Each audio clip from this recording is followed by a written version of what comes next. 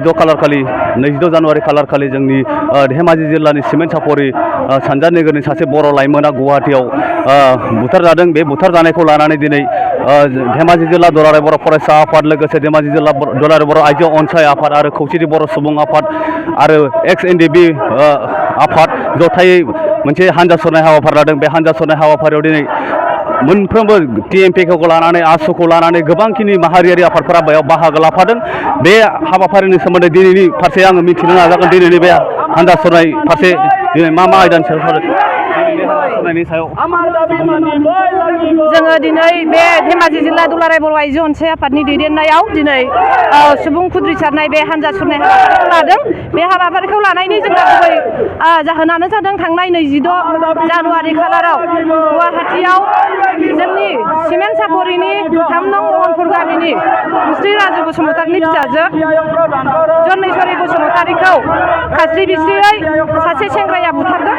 दा बे बुथारनायनि हेंथायैनो जोङो दिनै पुलिस प्रशासननिसिम आरो आसाम सरकारनिसिम दाबि दैखांदों जे जाय बुथारग्रा दायनिगिरि बेखौ गोख्रों साजा होनांगौ।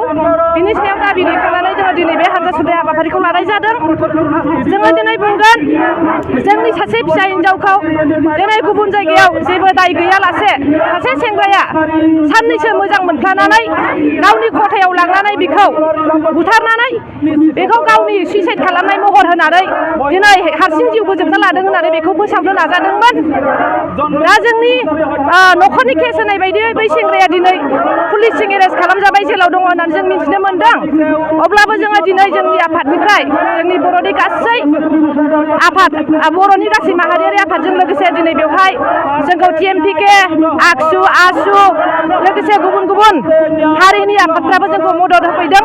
जाहाथे जाय दायनिगिरि जन्मेश्वरी बसुमतारिखौ बिथांखौ दायनिगिरि सिलाफोथारनि नतुन मिसिं गावनि इन्द्रजित फाइट मुंनि बै दायनिगिरिखौ जाहाथे प्रशासना फासि होयो, गोख्रों मोनसे दाबि दैखांनानै जोङो दिनै बे हानजा सुरनाय हाबाफारिखौ लानाय जादों। दायनिगिरिया साजा मोनाब्ला जोङो उनाव आरोबाव बेनिफ्राय जोङो गोख्रोंसिन हाबाफारि लानो गोनां जागोन।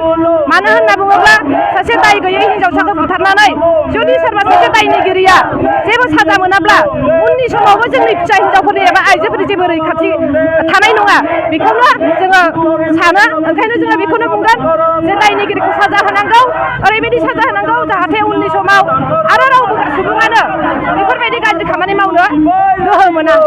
नंगौ, थारैनो आंजों लोगोसे आरो सासे दंबावो धेमाजि जिल्ला दुलाराय बर' फरायसा आफादनि गाहाय नेहाथारि बिथांनिफ्रायबो जों माखासे बाथ्रा मिथिनांगोन। दिनैनि बे हानजा सुरनायनि सायाव मा बुंगोन नोंथाङा? दिनै जोङो न्याय दाबि ग्रहण करो। दिनै धेमाजि जिल्ला सिङाव थानाय गासै माहारियारि आफादफोरा जों जयैनो जोङो हानजा सुरनाय जादों। खारनानो जाहैबाय 22 जानुवारि खालि जोंनि सिमेन्ट सापरि पुलिस थानानि सिङाव गोलैनाय 3 नं महनपुर गामिनि राजु बसुमतारिनि सेथि फिसाजो बिथाङा इनायैनो बुथारजाबाय।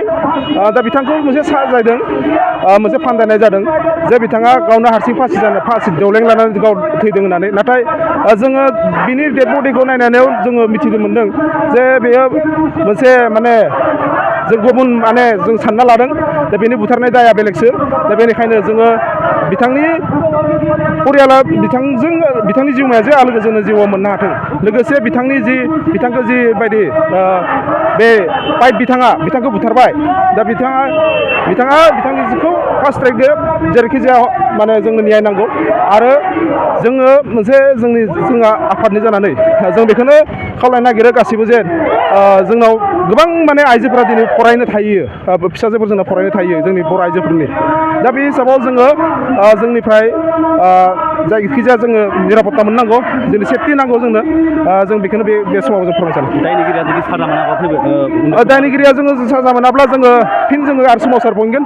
जोङो बेखौ रेलिखौ जों लाफिनगोन आरो लोगोसे जेरैबायदि जोंनि आयेननि बायदि जों खारनांगौ जों खारगोन।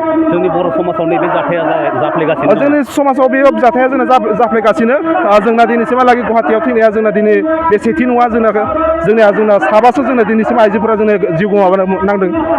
जायनि थाखाय जोङो बेखौहाय जों खालामनो सानो जे जोंनि आइजोफोरा जोंना दिनै माने सेफ गैया माने रैखाथि मोनाखै बेनिखायनो जोङो रैखाथि नांगौ।